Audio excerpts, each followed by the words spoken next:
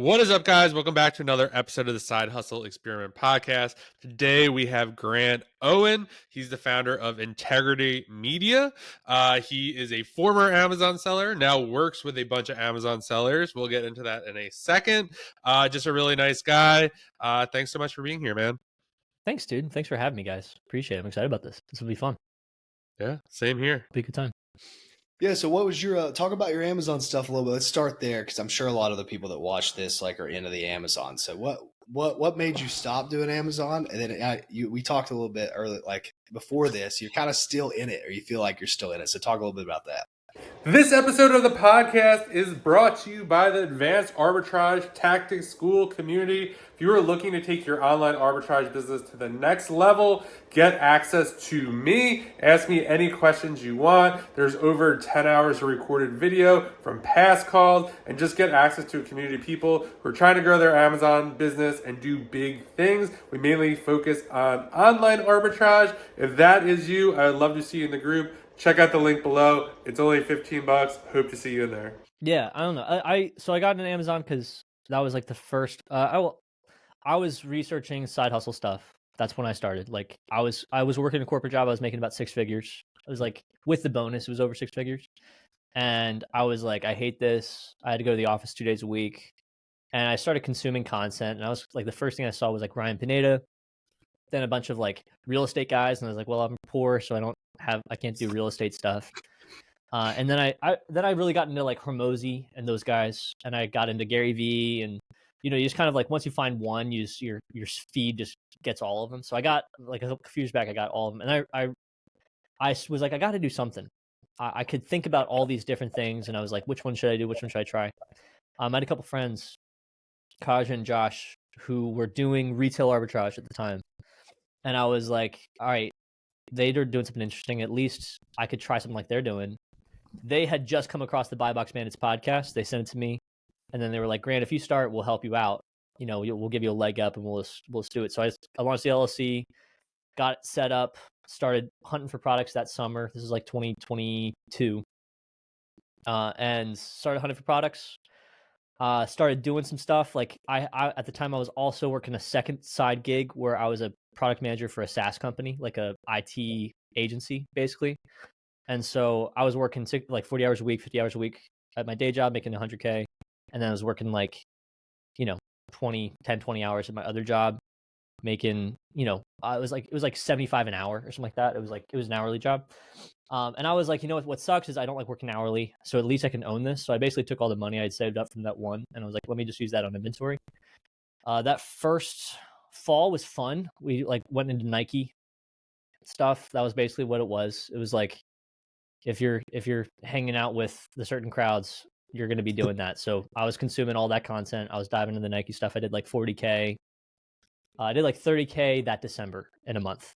And I was like, this is awesome. And then I was like, oh, I can make money doing this. And I was like, I got into like the content systems, and I was like, I want to do this, and looking at like how to build business systems. And I was consuming a lot of that kind of content. And eventually I found myself just listening to business owners and not Amazon sellers. And then I kind of like had my mind blown by how bad of a model Amazon selling is. I don't want to completely poop on it, but like, I was like, okay, I want to treat this as a business. And if I'm going to treat it as a business, I have to do this. And then I just like realized how much debt was required. Like I'd already done like 500K in revenue in like in a few months by the time I reached that point. But I was looking at my bank account, and I'm like, man, I feel like I'm making like $5,000 a month, doing like 40 to 50K a month, and I'm making 5,000 net after paying my team and after doing all this stuff and all this time. And I was like, that just kind of like sucks ass. So during that time, I was still consuming all the content stuff, the business content. And I found out there was like one guy behind it all. His name was Ryan McGinn. He had done the content for Grant Cardone, Alex Hormozy, Ryan Pineda, Jordan Peterson, all these guys in the short form space. He was the agency, he was the guy. And I would watch podcasts of him, and he had like, it was like 200 views on every podcast, and he's getting billions of views. And I was like, what's up? There's something with this guy.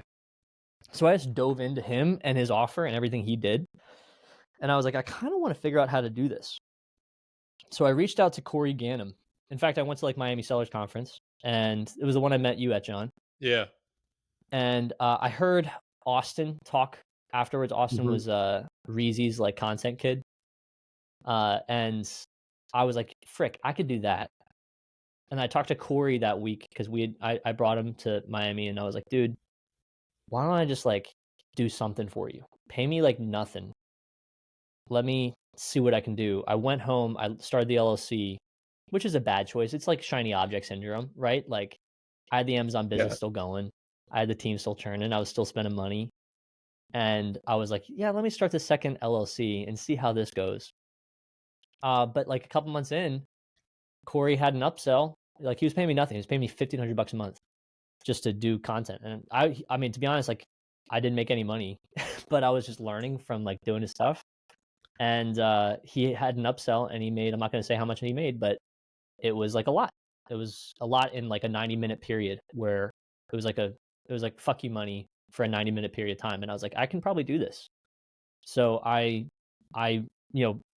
found people, and essentially I found my first high ticket client. Her name was Dylan Jarvis. And we took over all of her content. She was paying me $7K a month. And between those two, it was like $8,500. I was paying my team. I still had not made any profit, but I was like, you know what? I feel like I can do this. So I quit my job, still had the Amazon business going, still making a little bit of money from that.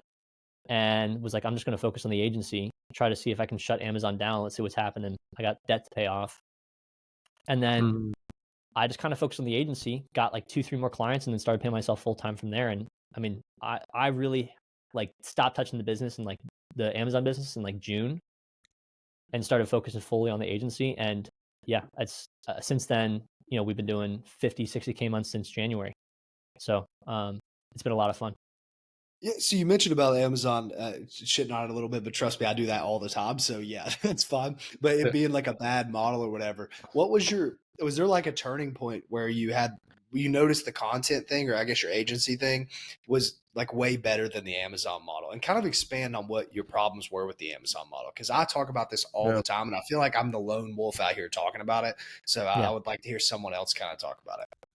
Well, it sucks because like I think everyone, like once you get your insights into how people actually make money, people make more money talking about how to build the side hustle and from the content side and the info side than they make from actually doing it. Now, that's not everybody. I'm going to be real. Like the people I do work with, I have been offered to work with people that don't make any money actually doing the stuff, and they are scumbags, and I hate those guys. That like they are the reason I'm like I want to work, because they're good people that actually sell good products and do good things. And still are like very transparent about what they're actually doing and transparent about how much net profit they're actually making. That's a huge thing for me. Yeah. It's just like, it's really easy to see orange bars. There's one kid I know where you saw, and I saw him skyrocket to like 200K a month.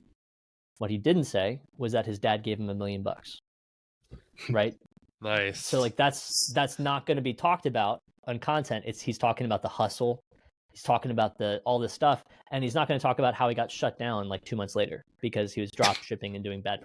So you have all these guys of all this like negative stuff that are hitting up. And I looked at the model and I thought, okay, we're freaking out over like at best 20% profit margin. And really that's not even realistic if you're doing 100K. It's more realistic that you're going to do 12. And then anybody that's doing 7 figures, they're excited about like 8. Yeah. And so when you realize, like, I mean, Amazon lets one of my clients, they do 65 million a year, right? They're legit. They're transparent. They're legit. And they're talking about how they profit 4, right? Now 4 million is 4 million. No one cares. Like that is $4 million. That's pretty awesome. But they're not walking around saying like, yeah, we have a $65 million business and we profit half of it. Right. So, when I thought about it as like a wealth vehicle, I was like, this is kind of like a cash flowing side hustle. It feels like a hustle. People treat it like a hustle. And the risk is associated with hustle. It's like high risk, high reward situation. Versus an agency service-based model. There's a lot of agency models and there's a lot of service-based models, and there's a lot of SaaS models too. But like I provide a service, I get paid for that service, and then I continue. And my profit margin is based off of how effectively I can do the service and how effectively I can hire for my team. So it's like, it becomes like, oh, I can actually do 40-50%, or we're in invest mode. So even if I'm doing like 30%, right, it still feels great because everything that's being invested is like adding to the business versus, in my mind, like I just remember having like months where I would have like 30K on a credit card. Not much compared to other people. Dylan Sawyer had 500K at one point, but like 30K on a credit card, and I'm like, I'm freaking out. I'm like, I just want to make sure I don't have to take out more debt to have to pay this stuff off because I over leveraged myself. So, whereas now it's like, if I get more clients, I hire more team. Right. If I lose all my clients, then I lose like my team knows, like, or at least I have to build, like, at this point where the goal is like we have like 4 months of expenses so that even if we lose all of our clients, my team can stick with me for at least 4 months. So it's like, Right. it's just a different, I like business. I'm not like in hustle. There's a huge, that's been my perspective. No, I mean, I get it. And now that you're talking through this, I do remember making a tweet one time, and I think the 50 people came at me, and you were the lone wolf under the tweet being like, yeah, he's right. And I'm like, are you the only one that sees this? Like, what's going on here? But yeah, no, I don't understand how people like, and every model can work. I'm not saying that Amazon can't work, but like, you're not going to find people doing $1 million a year with Amazon. Like, they bought a Lambo, they didn't buy it with Amazon. 0 of them. Not a. But bro, like, what about this one I'm specific sorry. person? I'll call him out. KT Hustle, not doing it, dude. Not doing it, and that's why the FTC goes after him. Yeah, that's why the FTC goes after him. That's like, no one talks about it, but it's like, that's against compliance. They all get audited, and they all lose. They all pay millions of dollars in fines. Every single one. Yeah, how funny is this, John? How many times have I said all this stuff on podcasts, and now I don't seem crazy anymore because I'm like, you're not this stuff. I'll talk about the FTC but too. I'm like, what? I don't know how these guys don't get smacked by the FTC. They do, Yeah. and they do, or they will, right? It depends on how popular they get and what they do in ads and what they do in terms of testimonials. Those are the big things, right? Especially when you get to the big dogs. Like, I mean, talking about, like, I did something for like the mastermind thing for Tony Robbins and Dean Graziosi.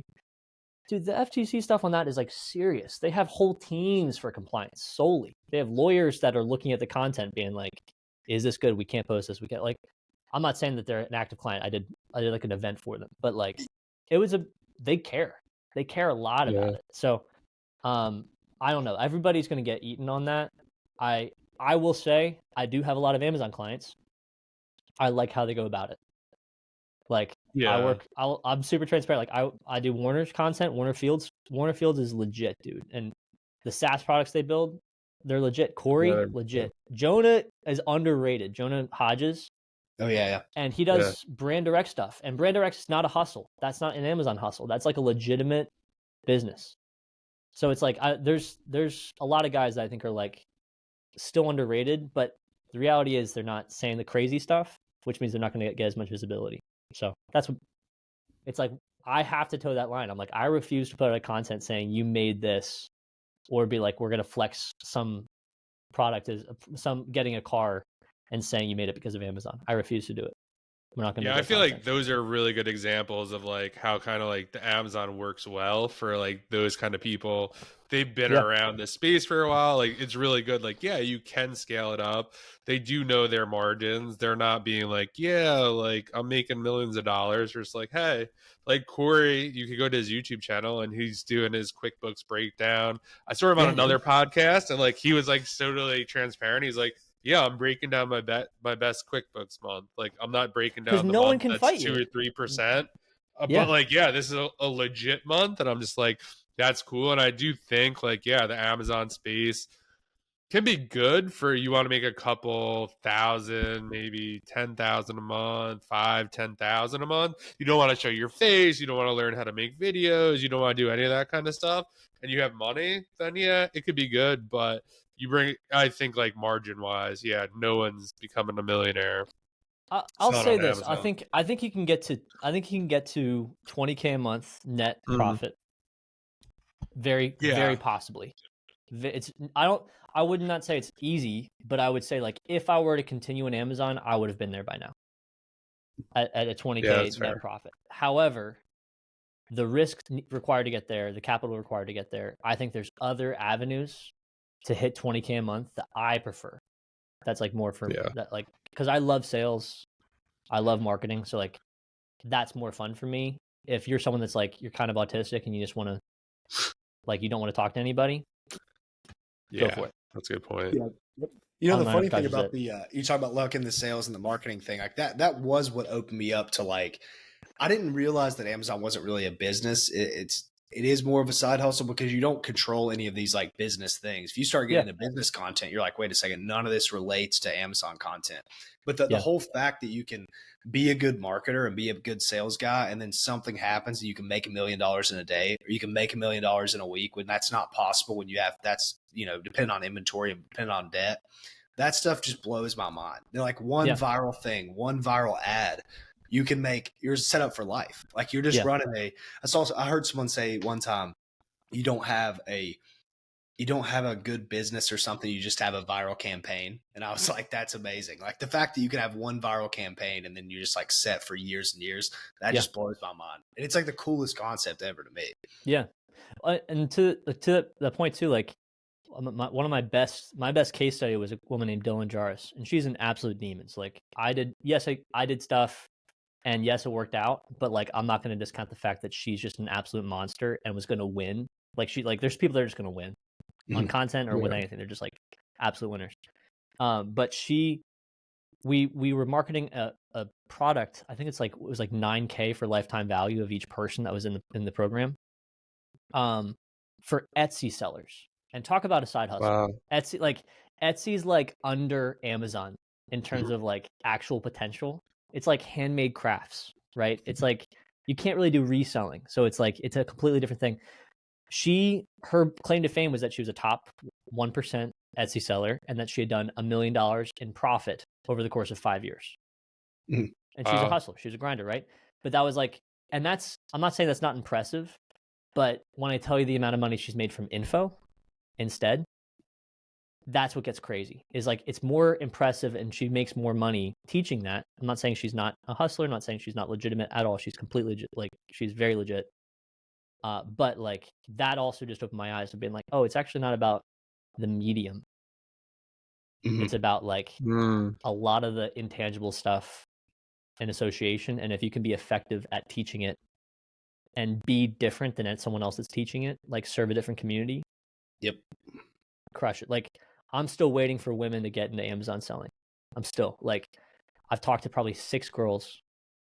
And that sounds weird. I've talked to like at like events or something like that. I talked to women and I'm like, just so you know, if you put out videos every single day talking about selling on Amazon, you can make a massive info product because there's a lot of women out there, Black women, white women, doesn't matter, like that are thinking like, I want to buy from somebody and they don't want to buy from Drew. They don't want to, they're not going to spend money on Drew because Drew's going to get a bunch of white boys because we buy from people that we look like. You'd be surprised. I would be surprised, I'm sure. But I'm saying like we tend to like look at someone and say, yeah, I can see myself in your shoes. I'm just waiting for a girl to just be like, yeah, I want to take this over, and she can make a ton of money. There's a couple that try, but they're like, I'm waiting for the one that's going to really pop it off because that's the next thing for Amazon content. It's getting a bunch of females to realize like, hey, you can do this. It's not crazy. It's a sausage fest on Twitter. Yeah, Twitter might not be where they pop up. Maybe Instagram.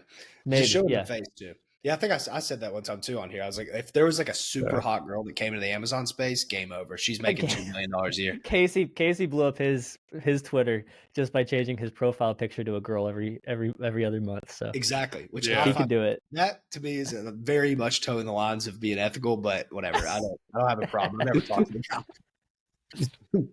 But yeah. So what do you think? Talk about the info products a little bit. I know you said different. I know that's like a key thing. So what can you kind of talk about? What do you see out of people that are successful, and what do you see out of people who are not having success with the whole info game? I think info play is like a 2-year play. I think it's really hard to take it. I think at this point, course solely is like just not very valuable. The things that tend to work well and that I care about are MRR. I only care about monthly recurring revenue because then it's actually a business. If it's like a lot of kids chase this like, oh, I can have someone pay me $3K and I can just give them coaching. But you don't realize that, like, if they only pay you $3K once and you give them lifetime access to something, their MRR value is $250. And that's not super valuable. And at the end of the day, there's a saturation point, and then there's only so many people that are going to come back in. And eventually you're going to be like, oh, I can't really sell this anymore because you don't have the leads kind of coming in to generate that same level. So I care about MRR so much more. I'm kind of with you, Drew, where I'm like, I want a low ticket, a mid ticket, and a high ticket. I always want to be able to upsell, and I always want to be able to downsell. And I'm actually even down for like a super low ticket for like a product or something that's like $27. I'm super down for that kind of offer. I think newsletter is the easiest way to sell at the moment. I think Instagram and YouTube are the easiest ways to generate leads. TikTok is like the hardest. I think post on TikTok, but it's like, I'm not gonna lie, that's just not a high value person. But the person that's on Twitter, the person's on Instagram, the person's on YouTube, and LinkedIn actually, which is kind of untapped. I think those are the most valuable marketplaces to kind of make a lot of money. If you're doing low ticket, you can do or product, like specific product, you can do TikTok. But I also just think when it comes down to the best communities, it's making people feel like they're part of something. It's getting the community to interact with each other and not just interact with the leader. And then at the end of the day, it's accountability. So there's some people that are just going to vibe with, because it's all the same information, but it's accountability to do what you feel like you have to do and do it with people. Like that's the sense of like, I'm doing this with my crew. That camaraderie, you can't really fake. And we literally hire community managers for the sole purpose of fostering that. I think that's like something that not a lot of kids just kind of dump people in a Discord. Yeah. But then no one responds. You don't get the, like, you see churn. Like if you do that and you churn every 3 months, you don't have a product, because 3-month churn is like, I don't know, you don't have a business if you're churning every 3 months. So those are long-winded, but like I see a lot of mistakes. The people that tend to win and they're building something that lasts long term, they're thinking MRR. They're thinking maybe high ticket front end cost, MRR back end, and then multi tiers of sales where you're putting the price point to the problem. So like have a price point that's like how to get to 10K a month, have a price point to how to get to like 20, 30K a month, and then have a price point to get to 100K a month. Because those are all going to be different types of people. And like if I'm buying something, I'm thinking I need a 10x result of this. So I do think you can charge like quite a lot of money. You can charge $5,000 to learn how to make $50,000 a month. I think it's very possible. So I like to think in terms of that, which is not like what's the price point. It's like, what problem are you solving? What is your content supposed to be doing? What is your coaching supposed to do? And you're selling the result, not the information, because the information just isn't as valuable now. Yep. No, that makes a lot of sense. John, I've been hogging the questions. You got any good ones? Yeah, no, I mean, I feel like that's a really good point that you brought up with kind of like the Discords. And I've run a Discord. I've done like kind of high ticket coaching. And now I run a school group, which I really like school a lot. It's definitely more intimate. It's easier to kind of, I don't miss anything. Like like someone says something, it's right at the top. Like I could jump in there real quick. The app is really nice. A Discord, you just get lost in like a sea of stuff. And it's a low ticket. I don't really have mid or high or anything like that. I don't know if I will do that. I probably will in the future. But it's like $15, so that knocks out all kind of like the spammers and like all that kind of crap. And it's just like a really tight knit community. I didn't know if I was gonna like school, but I actually really love it. And I think, I've been able to just build like a really intimate kind of group there, and be able to help them out. But yeah, I agree with you. Like the information's out there everywhere, and just kind of like, I don't know, put your own spin on it. Or one thing I did want to ask you, what do you think about, I've seen a lot, I actually saw one failed attempt today of someone like calling other like fake gurus out, or people who don't really sell or whatever, out on Twitter. And we've talked about this on the podcast before. It doesn't seem to work, and no one fake seems gurus? to care. Yeah. Like when someone called, if I said Drew is fake, like he didn't really sell this much stuff. It used to get a ton of engagement. Now it just seems like everyone's like, I don't care. Like I'm going to work with Drew anyway. I don't know, man. I mean, I can only think about who I trust. At this point, I think everybody kind of looks at the person on Reddit to see if they're legit. Like, is Drew legit? Like, you kind of do that. Yeah. Everybody kind of has that. In fact, I had a client that had a bad PR where she like charged back people and sent people to collections. And so I had to do like a testimonial campaign to combat the SEO for like the Reddit stuff. It worked. She had like, Wow. we fixed it, but it was like she just made a couple mistakes early on in her product before I was with her, and we had to like fix a bunch of stuff. I do think reputation is everything. Yeah. If someone, I'm not saying you have to defend yourself in anything. In fact, Cardinal Mason, I don't know if you guys know that guy. Yeah. I think Mason's legit. I think he's great, but he's going viral, and other people are going viral for trashing him, saying he's fake. So he's like one of the guys that's kind of getting taken down on TikTok. My experience with him, I know he might have some. I'm guessing he might have some FTC stuff going on. I'm guessing. I'm just assuming, because I don't think copywriting can generate millions of dollars. But I will say that, like, as a product and as a person, I think he's legit and been transparent. And I think like I'd respect someone that's like, yeah, I'll go toe to toe to say like I'll be as transparent as I want to be, because I respect that. Like,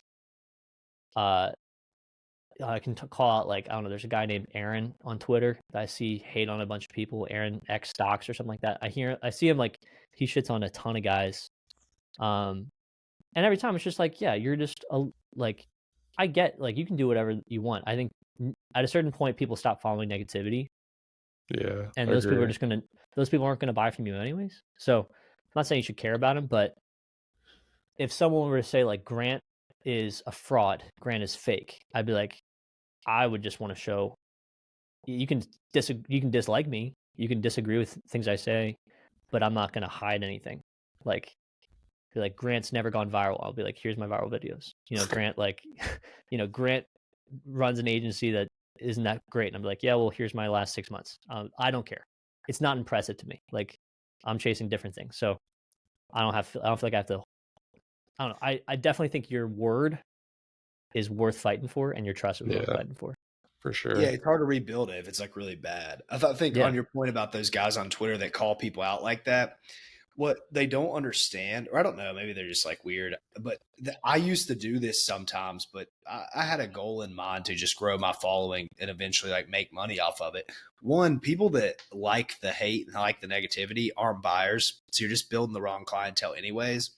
And on top of that, when you attack someone, you make them have more clout. Very, very, very little of the time do you take away from them. I know this because I called out this guy that was like clearly a scammer, clearly promoting like a bad message, all this stuff. And I did it on purpose. I watched his follower count and I watched our beef. I gained like 300 followers, but he gained like 30 or 40. So I'm like, okay, this didn't even work. I just gave that guy like a 30, 40 follower increase. If he's converting like 3%, 5% of them, I just made him like $300 a month. What am I doing? Yeah. Yeah. So it's like, it's better to stay I will off. say this, like, so like, for example, like, I don't like Jason Wojo. I'll say that out loud. I don't know him, but I don't like him. I know his viewership is fake. I know his following is fake. I know his commenters are fake.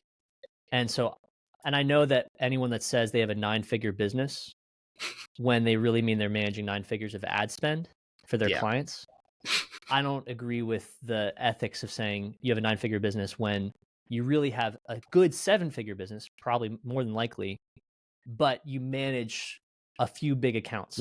Like, I don't say that my revenue is the revenue I generate from my clients, which is what he's saying. So I don't have any issue saying that. Like, and if I see his face, I will say that to his face. I like that. I got no problem with that, because what's he going to say? You're wrong. Right? Like, I don't mind that.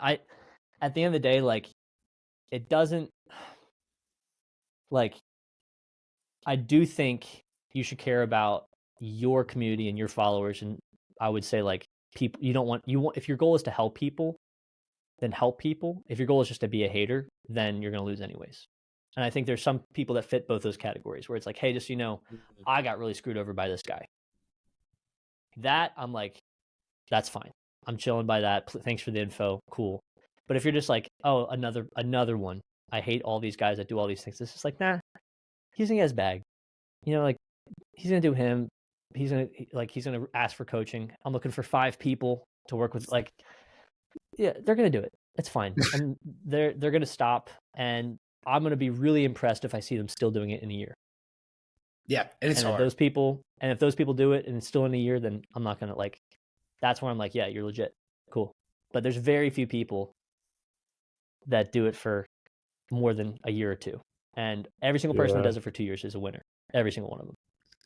Yeah, it's hard. I did it for a year, It's really and hard. I was like, I was like, man, this is just tough to maintain. My biggest problem with it was I just hated seeing people fail, and the reality of when you're doing high ticket and anything, people are going to fail. And I was like, Yeah.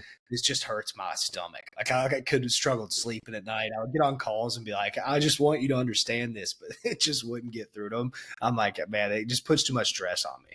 So I think that was a big reason. I know other people have felt that too, because I know people that have done like high ticket for a bit, and I'm like, how do you feel about it? And they're like, dude, I can't do it anymore. Like it was too hard on me. I'm like, yeah, makes sense. But if you can stick through it and you can have good enough success to keep you sane, then yeah, it's the ticket to making mills. I hear some people say the same thing about some people in sales. Like I remember I was talking to I went to a Ryan Pineda event, and I like Ryan Pineda, but like I went to an event last July, and I was talking to his team, and they were selling at the time. He had an agency, right? And since then he shut down his agency. He used to do AI automation, like Amazon automation, shut that down. He's done a lot of stuff. Not all of it's been legitimate, right? He is a good guy. I think he probably has some bad actors on his team, but I was talking to a sales team, and the sales team are a bunch of killers, right? And they're making $200K a year, right? Doing just absolute awesome stuff. They're awesome. But I was asking them questions, and they were like, yeah, it really sucks because I'm really good at selling this. I'm really good at selling the agency, and I have zero confidence in the fulfillment. And I was like, that would suck. That would suck ass. And so if you're, for example, if you're Miles and Warner selling the FBA roadmap, I haven't seen any other product better than the FBA roadmap for that value.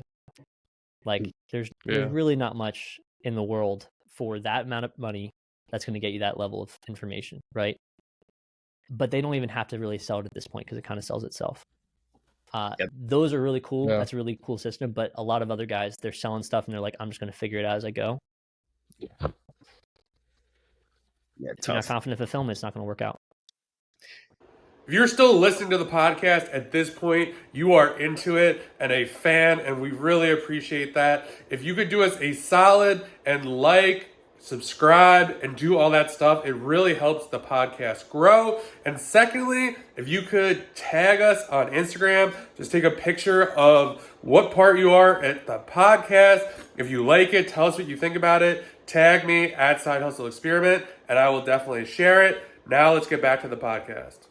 Yes, I guess with all these Amazon guys, switch topics a bit. What do you think the best funnel for the Amazon guys are? Or do you do that? Is that part of your thing, or do you just do like content? What do you mean by funnel? Like do you build their funnel and do their content? Like, so if I'm like, hey, I want you to help me, will you do all of it, or what do you do?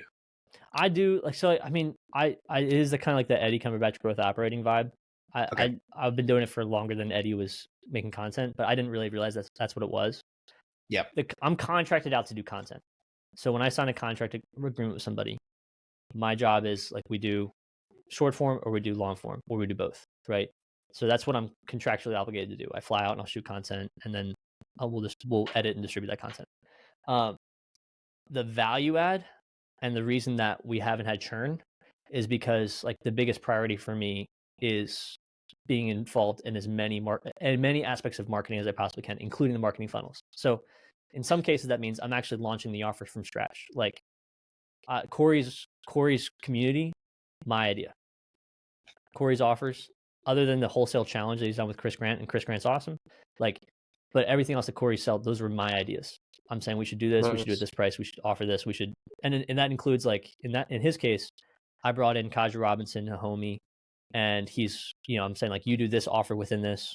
I brought in Jonah as a different person, like you do this offer within this. And so that is built from scratch. And then also because I own the lead generation aspect of it, I also own, like I'm also funneling into our email marketing. And then, in his case, Corey is just a killer when it comes to emails. He's a killer copywriter. So he's owning that. I don't do his like Twitter, stuff like that. He's good at what he does. but it just means that like that partnership is like a lot better because there's a lot more synergy of like, hey, this is the goal, this is the cadence, this is the funnel, and it doesn't even have to lead to a bajillion views. Like a video he posted yesterday got like 40K views, right? But like I know at a certain point, if we get a certain viewership or we have a certain number of followers, this is how many people we're going to convert. And so, especially when looking for higher ticket or higher level people.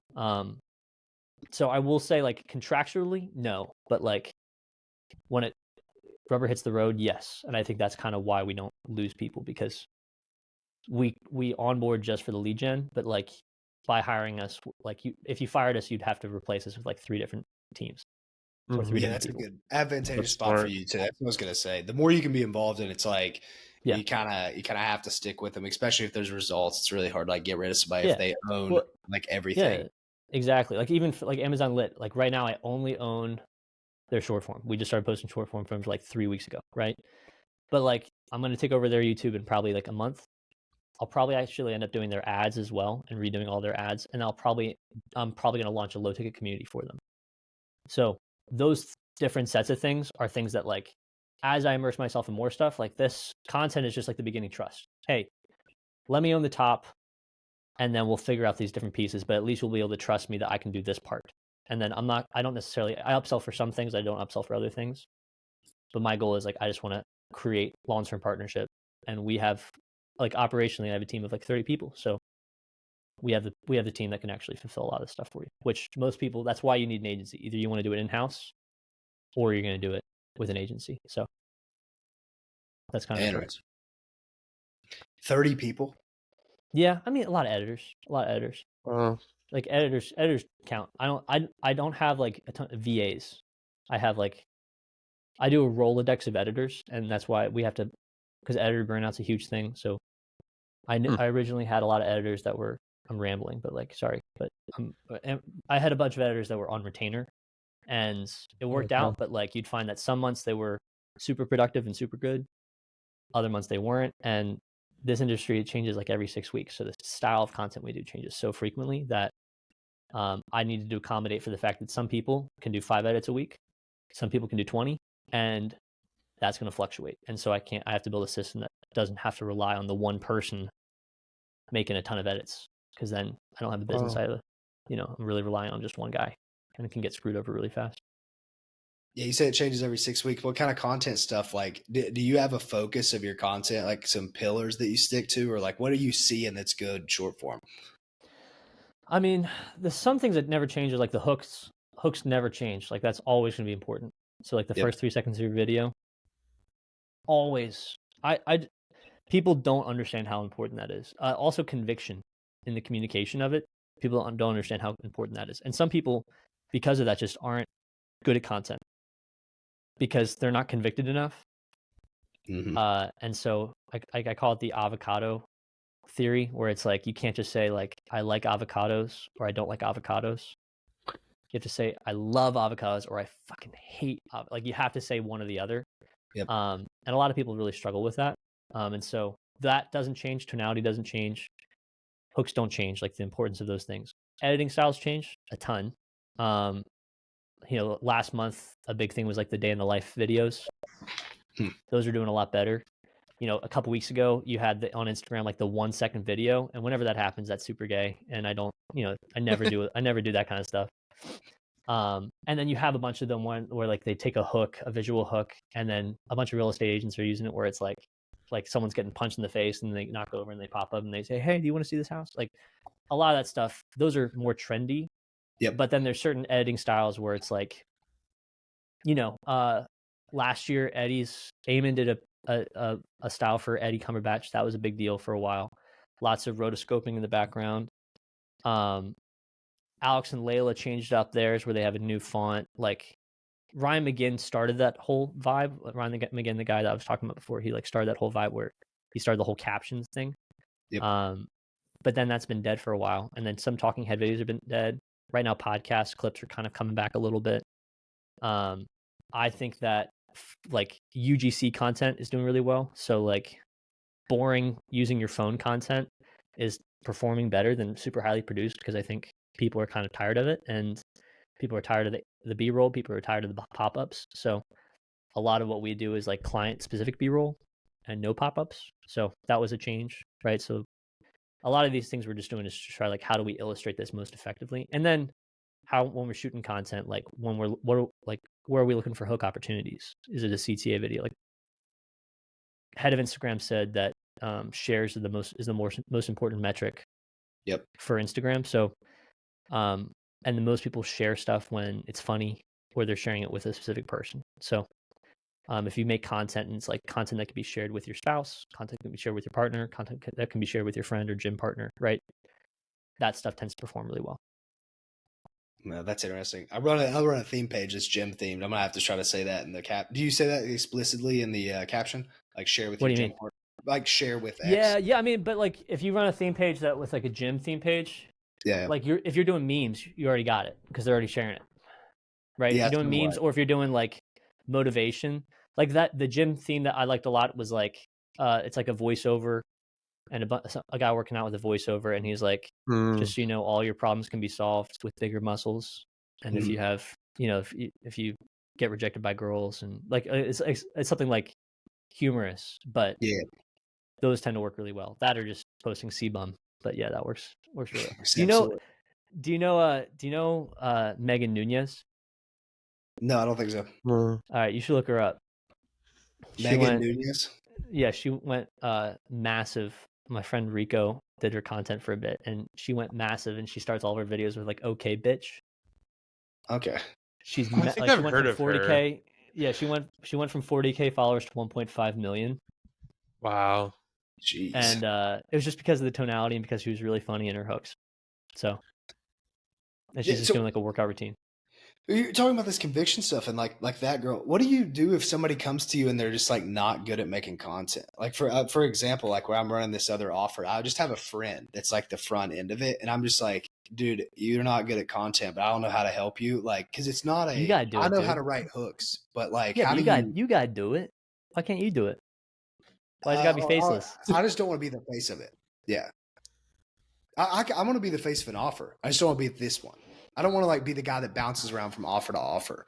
You know what I mean? Like I see those guys all the time. They're like Ty Lopez type of vibe. Like I'm selling a new thing every month. No, because I already have a good audience on Twitter. I have a good one on IG. I don't want to be selling them like stuff that I'm like, I don't even want my audience to be like this because it's a fitness offer. It could be. I will say, dude, Dan Martell's doing it. Dan Martell's doing it well. Dan Martell is he's not He's guru, really but good. he's good. He's awesome. He has a book called Buy Back Your Time.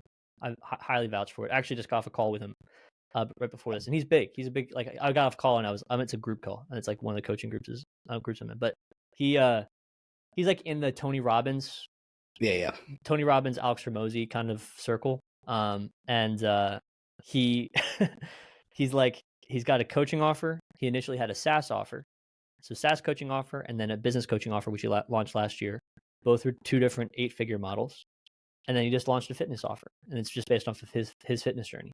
None of it's publicized, as in like you can buy this on social media, but his marketing obviously caters to it, and he does a lot of sell by chat.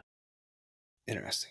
So, what would you say if someone SaaS doesn't? business and fitness, you can do that because you're just selling yourself. Yeah, a bit of the problem is I hate talking about fitness. I don't really care that much about it, I guess, too. Okay. I would have a conviction problem if I was out here saying like, if you're an Were you Amazon fat? seller. No, I've always been skinny. Did you gain a lot of weight? Like, did you gain a lot of muscle? Yeah, I'm like pretty jacked now. You can't see me, but compared to what I used to be, I was a really skinny kid. Steroids? I'm No. calling you out. No? All right. Natty? In college, I did Natty? a bunch of more stuff. Okay. Yeah, Natty. All the way. Okay. All the way. All the way. But anyways, my original question, what if you have no sauce on the camera? What do you do? I think you should What do you tell people to do in this situation? Because no way every client you get's like good on camera, right? They have to be, man. I had one client where he wasn't good on camera, and I dropped him after a month. It was like, we can't do this. You know, so you're not like, I'm trying to fix this problem. You're just like, this is I got some people I can help. And it's more so like, I mean, so I got one client. I'm not really getting her results. She's happy. She wants to be posting every day. She likes what we're posting. She's doing stuff. She's a motivational speaker, former CEO, built a $500 million company. So she's a whale, right? But like, I'm not getting her results, and the reason is because she's not picking a fight. So there's nothing in her content that's like that's gonna create an opinion from someone else. Like if all of your content is just like happy, motivational, basic, it's like there's 1,000 other people that are just better at this than you. So you have to pick a fight with somebody, and that's kind of what I'm trying to work through with her now. Is like someone has to be able to watch your content and not like it. Yep. Someone has to be able to disagree with you. You have to state opinions in a way that's like, well, so what are we going to do? Who are we going to go after, and who are we for? And if you have those two defined, then it's fine. But like, if you're just going to be like, I am, I'm a mindset coach, right? It's like, what are we doing? What are we really working on? You're not like just work with your referrals. You're not really going to get eyeballs. You have to call somebody out. And so the best things to call people out on is like, what is something that every person has in common? Every person has kids or was a kid. So something in parenting usually works. Everybody, is in a relationship or wants to be in a relationship. Everybody is wealthy or wants to be wealthy. And so, but you have to say things in a way that's like, even in the wealth category of the business category, you have to call somebody out and say, you are, like to the point where like a hook would be like, you are poor if, right? And that like, you have a reaction because you're saying, am I a part of this? Therefore, do I have an opinion about this? Yep. So when people don't have opinions, then it's like, what are we doing? And you're the second person to say that. We had the crazy flipping mom, if you know her on Instagram, she's pretty big, and she told us that. She was like, she says that now if she doesn't have hate really quick on her videos, she just is mad because she's like, oh, it's not going to go viral. But every time she sees nasty comments come in, she's just like, yes, this one's going to pop. It's like, yeah, dude. To get to that state of mind has to be like, you got to really be convicted of what you're saying and doing it for a while too. Yeah. Yeah, and you can go positive. You can go viral positively. It's just in my mind, it's so much harder. And like you don't create people that are like, you want to create like a tribe. Yep. Like these people are with me, these people are for me. And so unless you're doing stuff, you're not really creating a tribe. I think it's easier if you're a woman because women tend to like support each other on comments and social media more than guys do. And women tend to share stuff more than guys do. Dylan Sawyer went viral, but it's because he had a headset dent on on his head.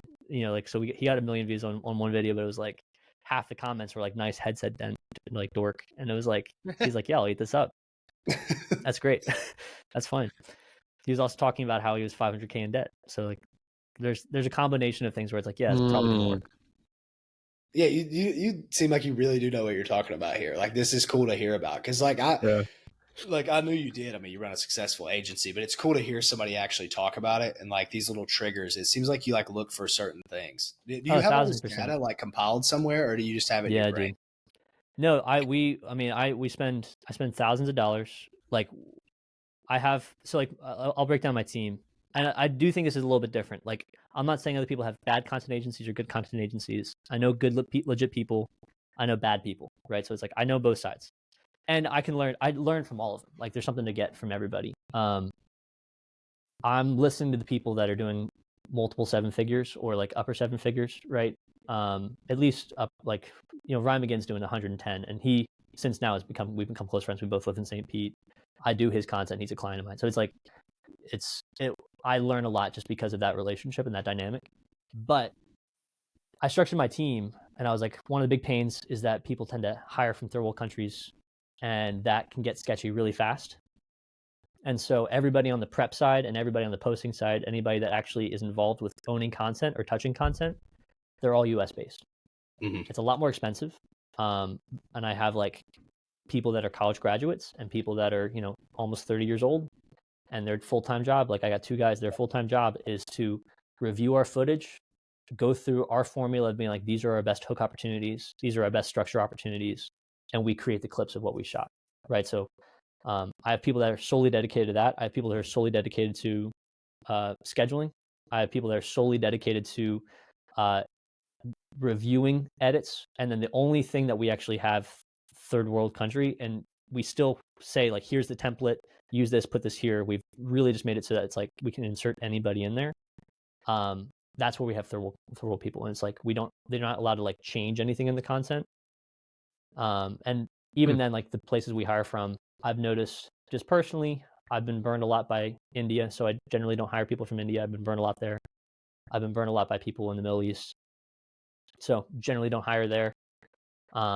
Philippines has been pretty solid. Eastern Europe's been incredible, and Brazil's been awesome. So like generally we hire from there. We hire from Twitter, YouTube Jobs, and then for the Philippines, it's referral based. So sometimes if you find someone that's really great, their friend group is really great. Yep. And so I love to bring on like whole friend groups and stuff. So like that's been really awesome, and it's why like my team, like I had people that were working, editors that were working with me for over a year. So it's like that's not very common, and we work really hard to like keep that the same way. So when it comes to formulaic, yes, we have thousands of viral videos that we pull from. We kind of have this whole structure for the content ideation side and the viral directing side. Right when we go and shoot with people, it's like there's a viral directing side. Some of it scripts when it's like CTAs and ManyChat automations, like the backend stuff. Like, yes, we do some of that. And then on the other side, it's there's a luck element. And so, for example, the video that went viral for Dylan on YouTube, it got 2,000 views on Instagram, and it got 20,000 views on TikTok. Right, so it's like just because it goes viral on one, it doesn't go viral. Like Warner this past week went viral on, and by viral at this moment, I used to say viral is only ever over 1 million. Now it's like if it's over like if it's over like 250K, for me that's like a viral video, because it's like at least a 10x of whatever your existing follower base is. To me, I'm like, that's a W. Warner went viral this past week, got $400,000 views on a video on TikTok, 20,000 views on Instagram, and we haven't posted on YouTube yet. So it's like it depends, right? The same video can perform very differently on different platforms, and so that's why we, a big piece of it is also like how we posting on LinkedIn, Twitter, YouTube, TikTok, Instagram, and making sure that everybody exists everywhere, and it's going to perform differently everywhere. Your audience is different everywhere. So yeah, I wasn't really answering your question. We do have a database. We have a lot of structure. That was a great answer to it. No. Yeah, I think your definition of viral too. I always thought it was like, oh, how many views, but it's really like kind of your views relationship to your followers. If you have 100 followers and you get like 100,000 views, that's like insanely viral compared to somebody who's got like 400K. At the moment, I call it like outlier. Like I prefer outlier to viral, because if I see someone that, like for example on YouTube, especially if you have 1,000 subs but you have a video that had 100,000 views, I'm like, that is a amazing video. That's an incredible video. So it's like I look at outlier videos rather than viral, just because if you just do viral, then like theoretically every video that Gary Vee posts is viral. Yeah. But he also has 10 million followers on Instagram. So then I want to look at what is an outlier for Gary Vee. If his regular audience is like 750,000 people that see it, then an outlier is like 7 million. That's like the outlier video. So we definitely look at that data too. We're actually building a tool. I'm going to give it away for free, but we're building a tool that's like allowing us to basically scrape the data, so we can just like say, hey, like give me the top 10 performing videos in the last 60 days for this creator on this particular channel. There's a few different tools that do it. I haven't found one that I like for Instagram yet, so that's what we're building. Yeah, I can't really think of any. There's some Chrome extensions that kind of do that, but not for Instagram, I don't think very well. Because I did it for TikTok. There's really good ones. You can kind of do that and download all the videos. I just kind of like take videos, put a little spin on it, and go. So it's like 1,000%. Yeah. What kind of tech do you recommend with all this stuff? Like, is there any like like guaranteed tech, CapCut or whatever?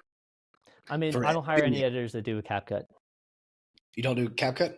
I don't hire a single editor that does CapCut. No. Interesting. Why? It's super limiting. Yeah, compared to it's super limiting. Adobe, right? Is that the other one? Premiere. I mean, it's really. I mean, you can do DaVinci, but it's got to be Premiere, After Effects, like just to do the graphic stuff that we want to do. Yeah. And to have it like, because again, like we're focusing on. I'm not really trying to put a ton of onus on the editor. Like I want the editor to be creative with the graphics and the storytelling. So like, be really intentional with storytelling. Let's use intentional graphics. Let's make sure our sound effects are really, really intentionally placed. I don't really care. I'm not like, oh, let me find the best CapCut editor out there. Like I fire people because they I find like we have it in our application process. You must be a Premiere person because otherwise you can't drag and drop the assets that we've actually created. We have all the templates and stuff. So like, I see. you can't just like drag and drop and be Uh, like, we're using this. It's just super limiting. And a lot of times if you get a CapCut editor, they don't have a computer. They're doing it from their phone. So speed is really slow as well. So that gets to be an issue. That's just on the editing side. I think if you're an individual doing it in CapCut's great, but for what we're trying to do, I don't want to do that. The other tools we use, we use a tool called LucidLink. It's like a cloud-based drive that you put on your computer and allows me to like, as I'm uploading content, people can download it and edit with it. And so it's like, rather than using like Dropbox, we use Google Drive, but like rather than using Google Drive exclusively, we use LucidLink, and that's how we do a lot of our file storage. Monday, we built a massive like content management system. Again, I'll give it away for free. Once Monday hasn't allowed you to copy templates yet, so we're waiting on them to like allow us to copy templates. There's automations that would require training, but like basically it's our whole content system and all the automations that allow us to like lead through it. It's the stuff like essentially like the stuff I wished I had. I definitely want to give away. So there's a lot of people that are trying to do agencies, and I get pissed off because there's a lot of people saying like, I scaled my agency to $40K a month. Here's how you can do it too. But I find out they're not actually still running an agency. Those guys, I don't like that. It's not impressive to scale to 40K if you can't maintain it. It's not impressive to scale to 100K if you can't maintain it. So, I want to give away all the stuff that we're actively doing because I imagine in 3 months we'll be doing better stuff. So, and I'll give that away too. That's the Makes for a good lead magnet as well, right? Yeah. I don't think anybody, like, I don't fear that anybody's going to take my clients, and I don't fear that anybody's going to be able to produce the stuff exactly the way that we're doing it. So everyone's got to, I wished I had it and I was looking for it and no one was giving it. So, or people were charging like $500 for it. And I was like, that's lame. Yeah. Ridiculous. What else you got, John? You talk about a lot about hooks. What are some of your favorite hooks? That's hard. I will say I don't think hooks are as important as the tone. Okay. Like energy is more important than the hook. I think it's not like I have like this hook will always work. Mm-hmm. I saw people try that, like, and the one that went viral for Warner, he's like, he was asking Reezy, and he was like, how did you legally rob Home Depot? And that was a video that Reezy did that went viral, right? So it's like, and then I saw Austin use that for like 7 other people, and none of them worked the same way that worked for Reezy, right? So it's like I'm not saying, I don't really think like I make the hook list because that's what people want, that's what people think they need. Really, it's like, how convicted are you? And if you're like an Italian guy, if you put like an Italian spin on it, where it's like, "What's up, guys?" Like, or like you make fun of, like, Cam Oliveri does this really well, where he's like forget. He almost does like a forget about it vibe, and he's like a Chicago kid. He does like real estate wholesale. And so I like that tonality. You can't fake. King Keto, Brandon Carter. Oh yeah, he's that good. That dude, like his day in the life videos are so funny because they're like, they don't go viral, but he's like going through a day in the life. He's like, this is a lizard I saw. His name is like Lorenzo. And he's like, this is my girlfriend. She's got big titties and a fat ass. You don't gotta pick. You can choose both. It's like, you got this. There's like a humor part of it where it's like, if you can insert your personality really well, like, it's just going to work. It's not like this hook is going to be great. I think if you're looking for hooks, just like look at what KT does, because Jeremy Nick Moser made all of those. And if you're looking for just like text and hooks, Jeremy. Yeah. I don't know. We're gonna hang out soon. I suppose. I think we're gonna try to get together in Miami. I want to think he is. I know he's got a really successful agency. I will say, his content forever. Like his Twitter stuff, he drops a lot of gems on there. Of like, it just made me think about different ways of like thinking about content and all that. For sure. Kind of stuff. I want to think he's cool. I will say that like I know KT's stuff. I don't know his other clients, and so sometimes it's like, look at the client, look at the offer, look at the feedback from the people that got the offer. I don't know. I know, like, there's sometimes where like I know too much to be like, there's something that seems fishy, and I know people that worked for KT that were like, yeah, he was a scammer. Not me. I didn't say that. I don't know that, but like, it was posting red flags. So I don't know if he still works with him. I'm not sure. I want to think that Jeremy's solid. Since you've talked about him so much, I don't think I've ever told this story publicly or not. I don't know. Maybe John knows about it, but I was supposed to work for KT back in 2022. That I talked to him that Q4. He wanted somebody to run his OA like coaching side of the business. I was going to be taking calls for him and stuff. I don't mind to say this because of how it ended.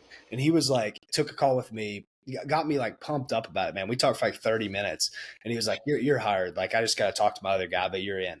And then never talked to me again. I was like, bro, what? Did you follow up? Did you follow up? No, I followed up like 5 times. Yeah. I looked like an idiot after a while. And I'm like, okay, this is stupid. But I was like, he was so pumped up about it. I know he knows me. Like we kind of started at the same time, but I was like, that's just so ridiculous. Like, at least tell me no. I would have been fine if he would have said we changed our mind, but he just never even hit me up again. So I was like, wow, whatever. Then I continue to make way more than I would have with him. So it's whatever. It was a blessing in disguise. But still, I was like, that's such an odd way. I can't stand when people have like bad relationships in business like that. Here's where I know it's sus. And I can't confirm whether they actually do this or not. I'm saying this is like a hearsay thing. It's technically against the law to charge one person something for an info product and charge another person something different. Oh, it is. And as I believe, not confirmed, hearsay, I haven't been funneled, right? But I believe that depending on how much money you say you have, they sell the same product to you. And so if you say I have $20,000 to spend, they'll sell it to you for $20,000 because I think the closers are incentivized on that commission. And for me, that's just suspicious. Like I don't think that's ethical. Now, are they doing that confirmed? This is online. I have no idea. But whenever I hear stuff like that, I'm like, for me, it's a red flag. And if I have enough red flags, I'm like, okay, I probably don't want to work with someone like you. Dude, I bet way more people are doing that than that. I mean, that seems like a common practice for other people because I didn't even know that was illegal. Like, I would say a lot of people probably do that. If they have closers, it's different if it's like, I do think it's different if it's like a service and you're upcharging, like you're doing different, like service-based industry is different, but when it's info, it's like, it's one thing to be you're from Turkey and I'll charge you $1,000 and you're from, and you're from the United States and I'll charge you 20. I know that that's unethical. Yeah, 100%. So, different product. Like, I think there's a lot of ways you can probably get around it. You can do like a slightly different variation of the product, something. But yeah, for me, I'm like, I'm a straight and narrow. Get me? I can't do it. No, it is what it is. Trouble too. Yeah. All right. Well, if you got anything else final, John, a bit about an hour here. Yeah.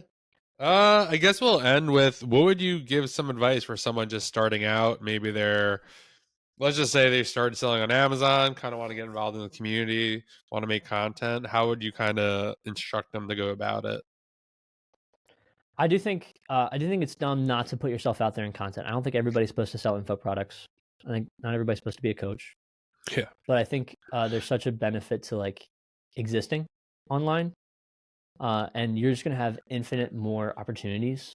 I think a lot of people get scared. And in my mind, I think just copy first, see what works, steal the frameworks, right? Like, in terms of like, even what we do, man, all I do is study. So it's like, I look at what's working and I say, sweet, here's the hook, here's the format, here's the context, here's the structure, here's the value. How would I spin this, or how would my client need to spin this? Maybe it's a different hook, maybe it's a different context, maybe it's different value, maybe you have a contrarian opinion about it, but like, you don't have to reinvent the wheel because the market is deciding what people value in the first place. So something pops off, note it, take advantage of it and realize, okay, how can I spin this? How can I add to it?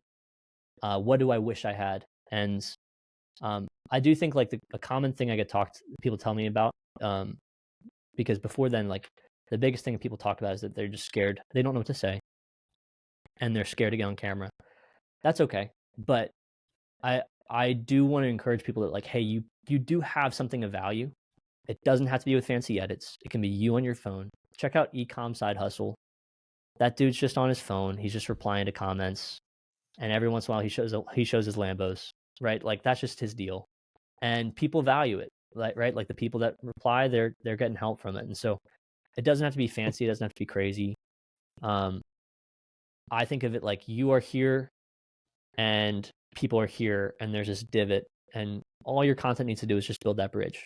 And I guarantee you, if you put yourself out there, if you post once a day, you're going to make more money. Doesn't matter about views.